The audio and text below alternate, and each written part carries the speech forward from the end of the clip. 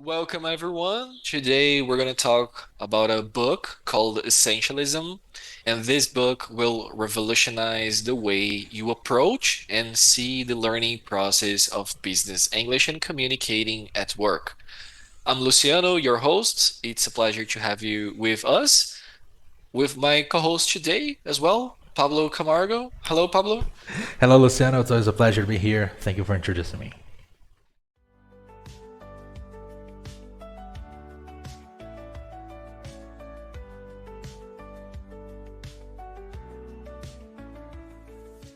Awesome. As I was saying, our main objective today is to show you how you can apply the key principles from the book called Essentialism. I highly recommend you taking a look at it. It's more focused on productivity, and we're going to apply these principles, the main pillars of the book, to business English. And the first one is focus on what's essential. When we are learning something, it is much better to focus on a few things that will generate most results. The 80-20 principle. A lot of people know that already. I'm sure close to 100% of people know that. Pareto, right? Exactly. Therefore, we must focus on what's essential. So think to yourself, what's essential to me? Where do I use English most? Do I need to learn the parts of the house, parts of the car, when I need to communicate in English at work? Probably not. Therefore, you must think what types of meetings I have in my week. What types of interactions involve English? Do I have to write? Do I have to communicate? Do I have to listen? Do I need to read reports? So what do I have to say? Then, Mhm. after this brief reflection, you can narrow down and select the most important aspects from work that involve English. Yes. So you don't need to learn 100 phrasal verbs for work. Instead, focus on 5 to 10 that are really useful that you can use in your next meeting. Amazing. That's exactly it. Think of this. What English will you actually use? You need to speak English in a meeting, in a presentation. So what do you actually need to say? Well, the answer of this question is what you need to focus on, right? And just for the ones who are wondering, Luciana, do you remember the name of the author of this book? Because some people may be searching for it in the future. Just so you can know, the cover of the book is white, and the words essentialisms are written in red. Is written in red, right? The word. Exactly. The essentialism word is written in red, and the author of the book is called Greg McKeown. I'm not sure I'm pronouncing his name correctly, but I can maybe spell the name. What you think? What's a Well, good approach? feel free to spell it. I'm going to write it. Greg. Okay, Greg is Greg, Okay. and then McKean. I'm not sure I'm pronouncing his last name correctly, but the spelling is McKeown.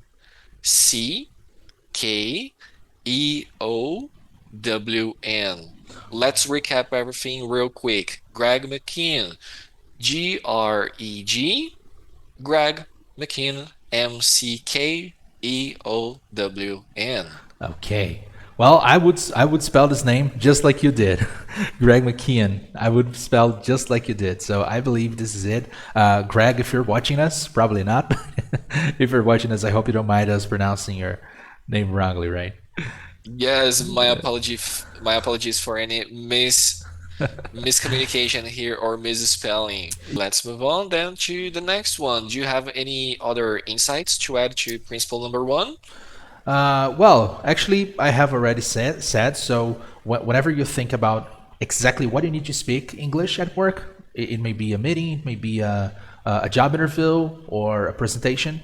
The answer of these questions are the content that you need to study. Okay, so this is that's the meaning of focus on what's essential. Of course, that doesn't mean you can't study something that won't be useful at work, but it's of your interest. Everybody has a limited amount of energy to spend, right? If you are a very busy person, you're always busy, you're always working, and everybody has a limited amount of energy. So use your energy towards something that will bring you results. So on what's really essential.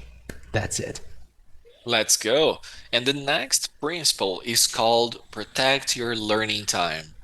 Again, protect your learning time because if you don't prioritize English, someone else will.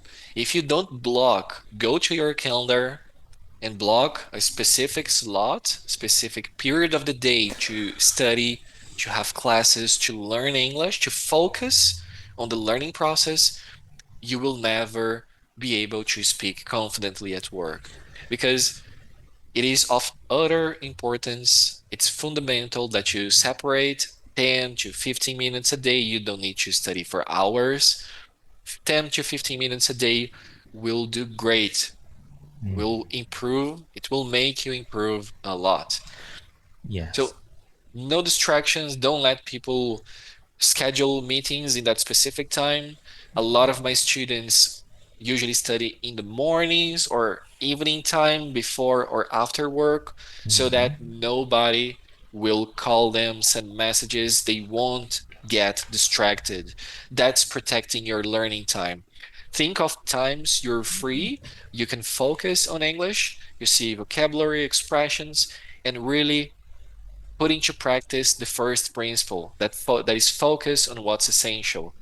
Then principle number two, you're gonna separate a time to apply principle number one.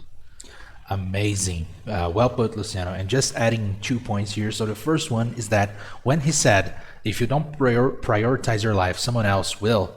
It doesn't mean that someone else will prioritize your life. Someone else will prioritize his or her life, which means someone else, when we think of the market and when we think of competitive advantage regarding other people, other professionals, right? Someone else will do what you're not doing, and because of that, someone else, not you, will be promoted, will have conditions, enough conditions to go through job interviews, to meetings. So why can't this person be you? Think about it. So that's why you should prioritize it. And regarding to the lack of distractions, this is so true. Block it this time in your calendar, and avoiding distractions. It goes a little beyond turning off notifications. It also means finding a quiet place and also separating things. For example, a couple of minutes ago, I drank water because I have a bottle of water here next to me. I don't need to interrupt what I'm doing to go to the kitchen and grab water because it's already here. So preparing yourself for this moment, even though it's short, it's important. Exactly, Pablo. Well said. And adding a bit more to what you said, prepare your study space. Leave some water on the side, like you mentioned. Leave your table always clean and easy to start. It's just a matter of sitting on your chair, and then studying. Make things easy and accessible. That's a great point. Pretty much. Moving forward to principle number three, that is, do less but do it better. Principle number three again, do less but do it better. Because we are all busy.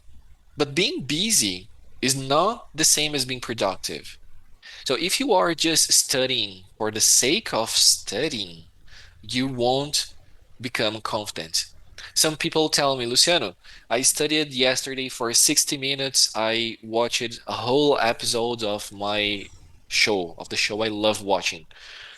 And then I thought, well, sometimes it's easier to watch one single shorts or reels, a short video for 10 times instead of watching an episode of a series once and not practicing any vocabulary. Because what you don't practice, you don't remember. If you Exactly. stay too long without practicing, you will forget things, especially in the beginning when you are not used to the words or expressions you heard.